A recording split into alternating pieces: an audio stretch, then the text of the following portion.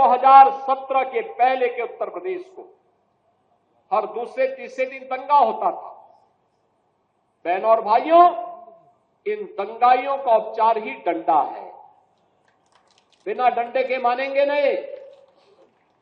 आप देख रहे होंगे बंगाल जल रहा है, वहां की मुख्यमंत्री चुप है, दंगाइयों को शांति दूत कहती है। अरे लातों के भूत बातों से कहां मानने वाले हैं। लेकिन सेकुलरिज्म के नाम पर इन लोगों ने दंगाइयों को दंगा करने की पूरी छूट दे रखी है। पूरा मुर्शिदाबाद पिछले एक सप्ताह से चल रहा है, सरकार मौन है। बहनों और भाइयों, इस प्रकार की अराजकता पे लगाम लगनी चाहिए और मैं धन्यवाद दूंगा इस बात के लिए वहां की माननीय न्यायालय को, जिन्होंने वहां पर केंद्रीय बलों की तैनाती करके वहां के अल्पसंख्यक हिंदुओं की सुरक्षा की व्यवस्था करने के लिए कदम उठाया है और आज केंद्रीय बल वहां पर तैनात है। आपने वहां की पीड़ा सुनी होगी। सब लोग मौन है। कांग्रेस मौन है मुर्शिदाबाद के दंगों पर, कांग्रेस मौन है, समाजवादी पार्टी मौन है, टीएमसी मौन है।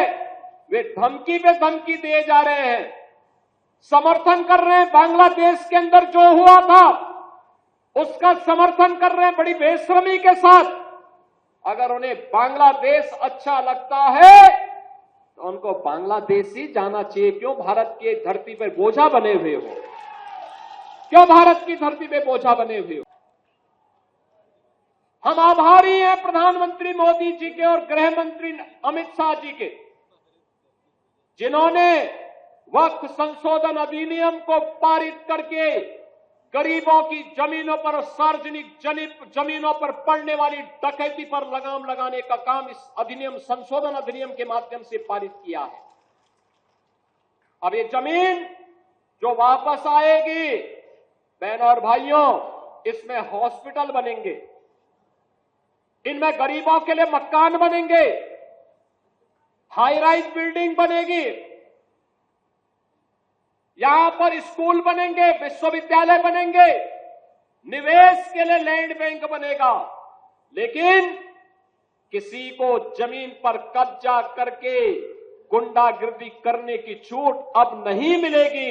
इसलिए लोग परेशान हैं, क्योंकि जमीन के नाम पर जो लूट थी वह रुकने वाली है और उसलिए इन लोगों को परेशानी है।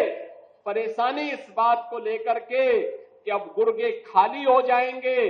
तो पहले जो जनता को लूटते थे, इनको अब भय है कि इनके द्वारा पाले गए गुर्गे कहीं भस्मासुर हुए तो कहीं अब इन्हीं को न लूटने लग जाएं। इनके द्वारा अकूत संपत्ति जो अर्जित की गई है उसी पर डकैती न डालने लग जाएं। इसलिए उस भय के कारण ये वक्फ के नाम पर जनता को बेवकूफ बनाने का काम कर रहे हैं, जनता की आंखों में धूल झोंकने का काम कर रहे हैं, गुमराह करने का काम कर रहे हैं। लेकिन गुमराह होने की आवश्यकता नहीं। हमें देश के संविधान पर, बाबा साहब भीमराव अंबेडकर के द्वारा बनाए गए संविधान पर विश्वास करना है, विकास की प्रक्रिया के साथ जुड़ना है।